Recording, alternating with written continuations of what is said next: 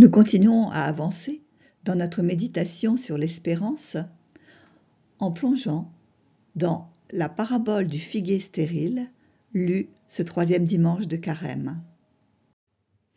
Et notre petit pèlerin est triste car je n'ai pas trouvé de tableau pour notre méditation cette fois. Des gens viennent relater à Jésus 2 faits divers. Le premier, c'est l'affaire des Galiléens. Des Galiléens, venus en pèlerinage à Jérusalem, sûrement accusés d'être opposants au pouvoir romain, ont été tués sur ordre de Pilate au moment où ils étaient rassemblés dans le temple. Le deuxième est l'écroulement de la tour de Siloé, une catastrophe comme il peut en arriver tous les jours. La question qui est sur toutes les lèvres, c'est « mais qu'est-ce qu'ils ont fait au bon Dieu? De quoi Dieu les a-t-il punis ?» Jésus leur répond que la mort et la souffrance ne sont pas la punition du péché, et il raconte la parabole du figuier stérile. Dans la parabole, un propriétaire d'une vigne constate qu'un figuier planté dans son domaine ne donne pas de fruits depuis 3 ans. Il ordonne au vigneron de le couper car il épuise inutilement le sol. Mais le vigneron intervient et plaide pour un délai supplémentaire, promettant de prendre soin de l'arbre et de lui donner une nouvelle chance de porter du fruit. Il y a dans cette histoire le regard du propriétaire, qui incarne une justice rigoureuse, qui exige des résultats concrets.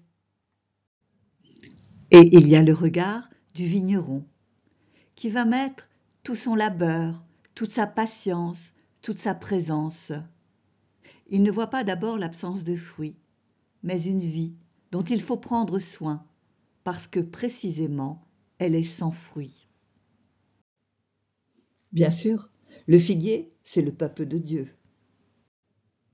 Et on espère que le vigneron, c'est Dieu qui prend soin de son peuple, qui offre du temps pour le changement, pour la conversion.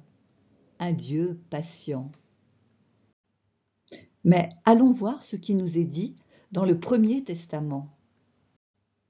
On retrouve, par exemple chez Isaïe, l'image du figuier pour désigner Israël. Du figuier, Dieu attend le bon fruit. Et son désir est que personne ne soit perdu.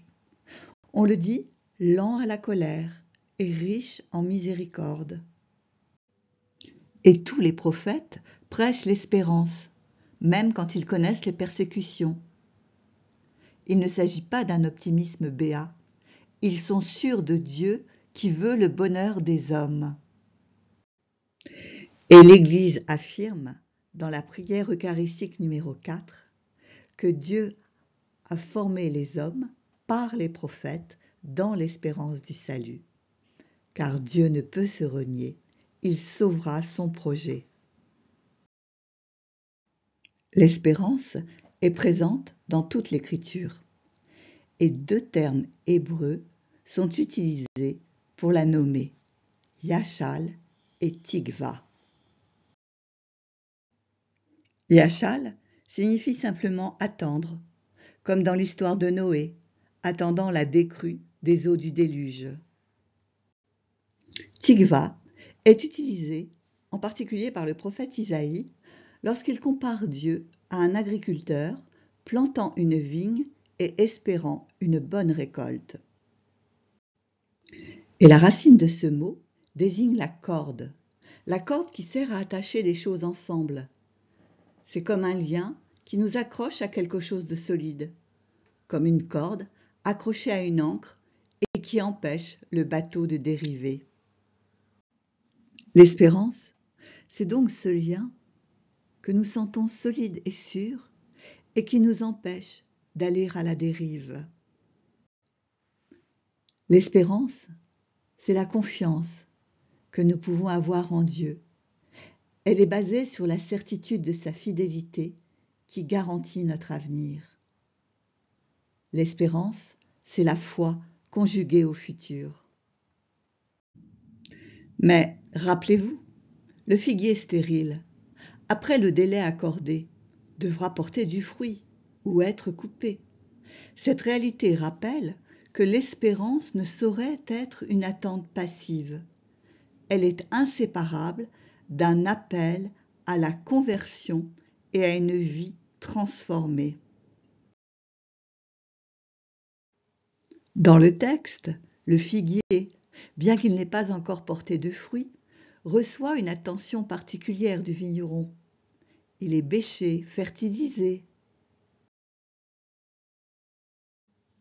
La conversion n'est pas un simple effort humain, mais une coopération avec la grâce divine. Dieu agit dans nos vies pour nous donner les moyens de produire du fruit.